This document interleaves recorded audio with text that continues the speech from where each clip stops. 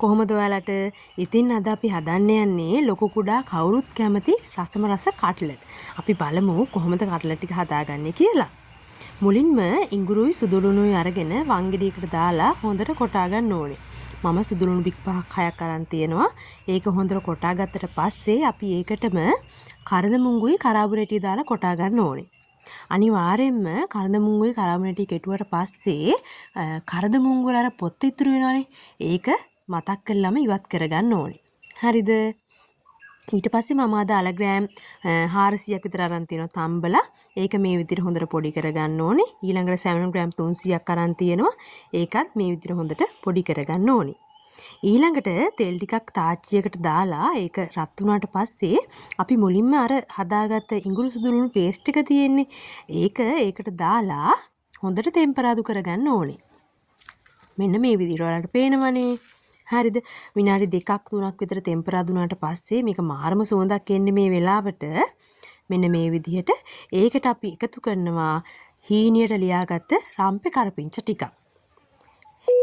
රම්පේ කරපිංච ටිකත් විනාඩියක් 2ක් විතර හොඳට ටෙම්පරාදු වුණාට පස්සේ අපි ඒකට එකතු කරගන්නවා හීනියට ලියාගත්ත රතු ලුණු ටිකක්.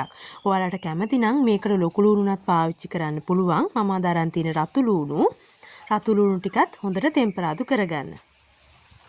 ඊට පස්සේ මම මේකට අද එකතු කරන්නේ ලියාගත්ත කොච්චි මිරිස් ටිකක්. ඔයාලට කැමති නම් මේකට අමු මිරිස් උනත් එකතු කරන්න පුළුවන්. මම මේක සැර වැඩි වෙන තමයි ෂුට්ටක් එකතු කළේ. ඔයාලට කැමති නම් එකතු නොකර ඉන්නත් පුළුවන්. මේ ඊට පස්සේ අපි මිරිස් ටිකත් හොඳට ටෙම්පරාදු කරගන්නවා විනාඩියක් 2ක්. ඊට පස්සේ අපි මේකට රසාණුව, ලුණු, ගම්බිරිස්, මිරිස් කුඩු චුට්ටක්, ඒ වගේම 3-5 ටිකක් කහ ටිකක් එකතු කරගන්නවා. ඉතින් මේක ඔයාලට කැමති විදිහට අඩු වැඩි කරන්න පුළුවන්. ඔයාලගේ රසාණුව මේක එකතු කරගන්න පුළුවන්. අපි මේ ටිකක් දාලා අපේ ටෙම්පරාදුව මෙන්න මේ විදිහට හදා ගන්නවා. ඊට පස්සේ මේක හොඳට මිශ්‍ර කරගන්න ඕනේ. පේනවනේ ඔයාලට? ඊට පස්සේ අපි අර කලින් සැමන් වගේක් හදලා තියාගත්තේ පොඩි කරලා.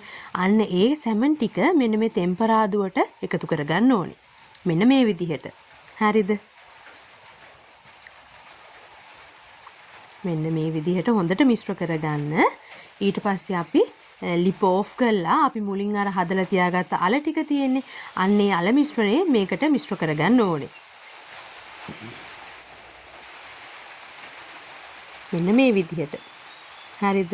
හොඳට මිශ්‍ර කරගත්තට පස්සේ අපි දැන් මේක බලමු මොකද කරන්න කියලා. මම අද අරන් තියෙන බිත්තරයක්. ඊට පස්සේ බිස්කට් කුඩු අරන් තියෙනවා.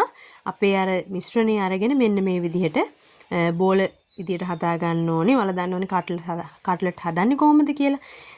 ඊට පස්සේ මේක බිත්තර සාරු වල දවටලා ඊට පස්සේ බිස්කට් කුඩු වල දවට ගන්න ඕනේ.